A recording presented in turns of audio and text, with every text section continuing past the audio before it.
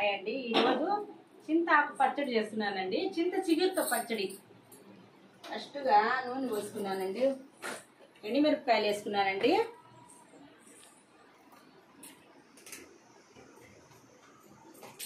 ఎండుమిర్చి వేసానండి. ఎండుమిరపకాయలు వేసుకున్నా. తర్వాత ఆవాలు, మెంతులు, జీలకర్ర వేస్తున్నానండి.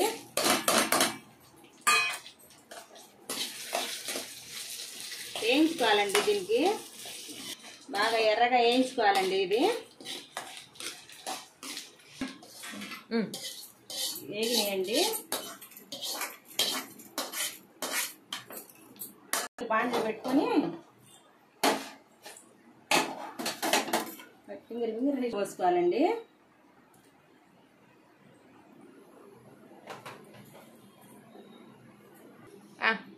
నూనె పోసానండి. బండిట్లో చింత చిగురు వేస్తున్నానండి.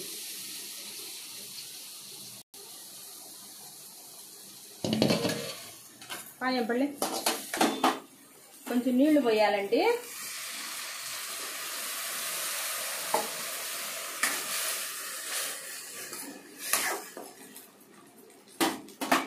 కాకా చింతపండు వేయాలండి. దీంట్లో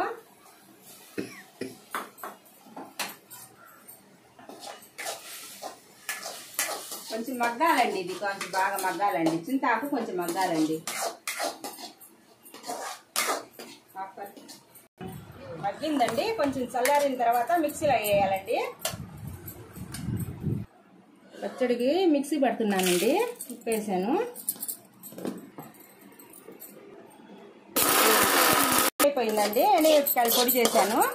తర్వాత చింతాకు వేస్తున్నానండి. వేయించిన చింతాకు వేస్తున్నాను.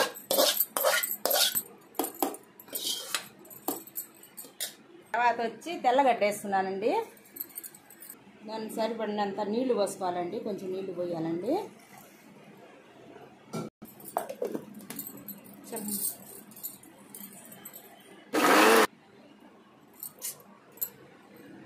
తెల్లగడ్డ కావాలనుకున్న వాళ్ళు వేస్తారండి. కావాలనుకున్న వాళ్ళు వేస్తారు, లేకపోతే వేయరండి. ఎక్కడికైనా దూర ప్రయాణాలు చేసేటప్పుడు చింతాకు పచ్చడి తీసుకుపోవచ్చండి. అయినా దూర ప్రయాణాలు చేసేటప్పుడు 20 రోజులు దాకా ఉంటుందండి ఆ చింత చిగురు పచ్చడి. నేను ఎక్కడైనా తీసుకువెళ్తానండి. మా అబ్బాయి కాడ పోయేటప్పుడు అయినా తీసుకుని వెళ్తాను.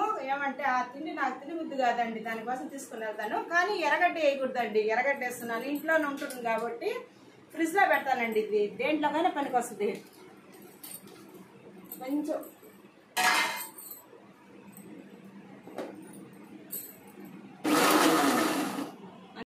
అంతేనండి. ఒక ట్రిప్ తిప్పాను. ఎర్రగడ్డ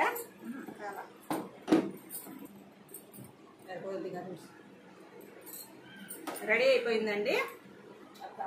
చింతాకు పచ్చడి రెడీ అయిపోయిందండి. తీస్తా ఉన్నాను.